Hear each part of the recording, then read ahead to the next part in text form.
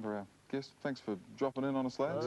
Haven't you done well? It must be exciting to have so much recognition in such a short space of time. It's starting to get exciting. The ball's starting to roll now. And when we get some money, it'll be a bit more exciting. Oh, well, it's early days. How long have you been together? 2 years, just gone. It's pretty exciting for you. I mean, coming from Newcastle, which has always been a great place for live rock and roll, going back a few years with the Heroes and DV8 and all that. What's the live scene there like these days? Oh, there's heaps of bands, heaps of cover bands. But, that's what the venues are after, 3 sets in a night and stuff like that. But, there's lots of bands, like you just mentioned, that they're good bands, they've got lots of potential, and they just stay there. They get money there, and they're quite comfortable. Were you playing covers in the early days? A few. We had to do a few just to get the gigs. You get more money that way. But we phased them out. Was there a time when you ceased to be a Newcastle band and became an international band in your approach? Oh, yeah. When we got this band together, like we'd been in bands, Grant and I had been in our first band together. And when we got it together, we just decided not to stay in Newcastle and be comfortable. Yeah, we had lots of examples of bands that sort of just stayed there, and we didn't want to do that. We didn't want to be like everybody else from Newcastle that blew it. The song we're hearing and seeing now, Come On, was the song that heralded your arrival on the scene. Apparently you were the subject of quite a big bidding war amongst all the record companies. What were they all taking out for lunch and stuff?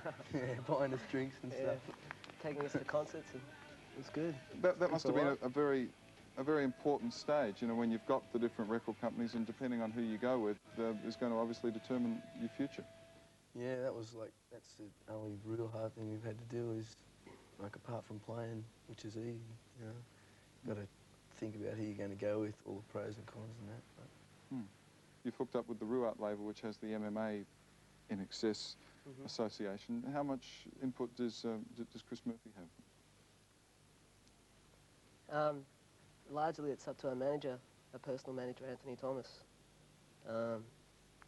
Maybe when we go for releases overseas, Chris might become more involved, but at the moment, sort of got INXS, you know. I guess he's busy with got a full plate at the moment. He's based over in New York. Yeah, so we can let him concentrate on them for a while. Better is the video that's certainly established you in a big way. It's an epic video, and I use that word advisedly. The guy who worked with Faith No More was responsible for it. So tell us how that came about.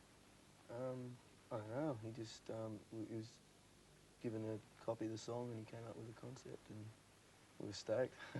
It's an amazing He sent us a production. reel over with all the Faith No More stuff and the Living Colour that he'd done, and we just said, that's the guy, let's do it. Yeah. Well, let's have a look at what we're talking about. This is the Screaming Jets in action, an epic video, if there ever was one. Better. Busy getting some important people along to the gigs too. You had Motley, Crue and Skid Row come and check you out. How was that? Oh, that was a buzz. We looked over, we were just playing at the Cardoma, and we looked over to the side of the stage, and there's like Vince Neil and the boys? Yeah, all just banging their heads. Went unreal. The Bon Jovi, the Joyzy syndicate are apparently interested in helping you out in the States too, the Bon Jovi. Yeah, well, our manager met up with Doc McGee and Scott McGee while he was over there, and they seemed to get on pretty well. Doc rang up with our tape blaring in the background a couple of times. Fantastic. That's all you need, that sort of thing. The album is out on April the 2nd, is it? 8th. 8th, I knew that. Recorded in just 18 days, apparently. Yeah, that's pretty amazing. At Paradise, yeah.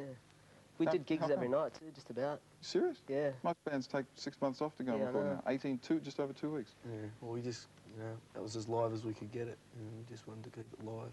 Well, we wish you luck with that when it comes out. Thank the you. Single that's out now. You're playing Cardoma Cafe Sunday night and Melbourne next week. Saturday, actually. Saturday. Okay, there you go. Good luck. Thank you. Screaming Jets, David and Grant coming in and on MTV. Wish them well for the future.